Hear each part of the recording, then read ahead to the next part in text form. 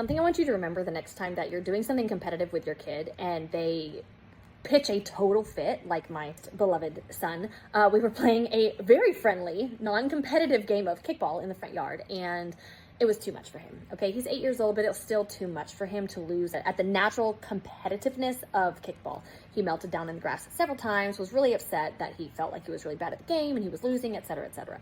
I'm not going to go into all the things that I did with him in that moment. I'm going to tell you what my brain had to remind me, but before I was responding to him, okay? Because there's the behavior, which is sad, it's ugly, it's got snot, maybe it's kicking, it's crying, whatever the behavior is, okay? And it's gross, because you're like, oh my gosh, it's happening, this is awful, aren't you too old for this? Like, no.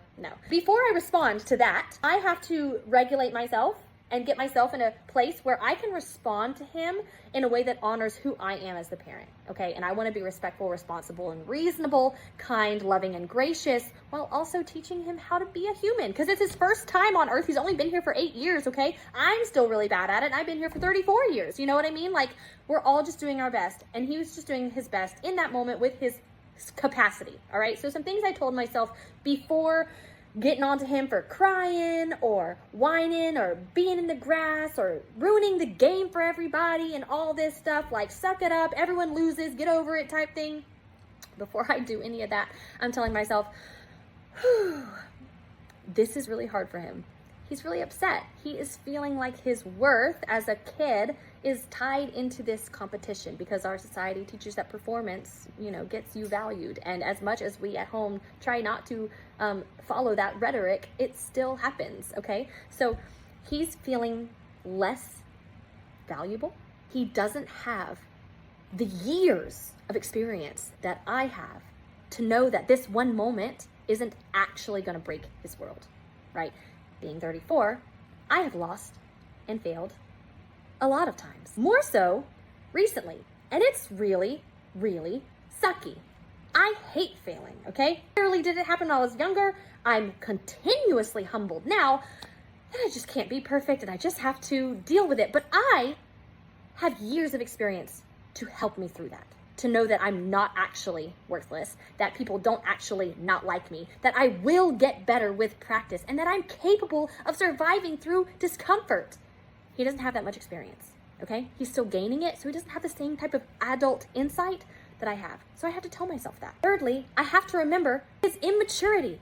As kindly as possible, the kid is immature. His brain is not developed enough to handle this type of pressure, even though we've been practicing losing since he was little. We play little card games when he's in sports and all this stuff. Like, we're keeping on practicing, okay? But the fact is that he just doesn't have the same amount of maturity that an older kid or a teenager or an adult is going to have in those situations. So even if you can logic with him, if you could, which in that moment you can't because he's in his emotional brain, even if you could logic with them, only their brain saying, right, I get what you're saying. But do you know how difficult it is for your brain? You know something in your brain, but you can't make it happen in your body. Like, you know what's good for you, but you're not doing it.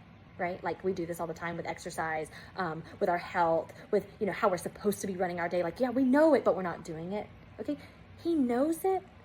He doesn't have the maturity yet to have soaked it into all his body and doing it. And that's what I'm here for, which is the discipline. When I say discipline, he did not have to be disciplined, as in punished, in this moment. He had to be guided, who was emotionally regulated, which has to be me or his dad.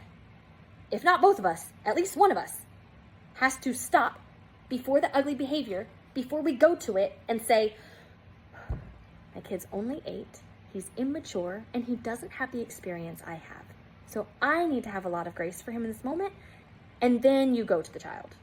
And then you comfort, you love, you check, you teach, you guide, you move on. Okay, and we had to do this like 4 times that day, because not kicking it as far as his dad. Dad's 39. He's a lot better at kicking. It was a repetitive lesson. And when we play again this afternoon, I'm going to be wash, rinse, repeat. Okay? He's not going to suddenly be the best sport and really great at it. But I also am not encouraging him to shut down how he's feeling.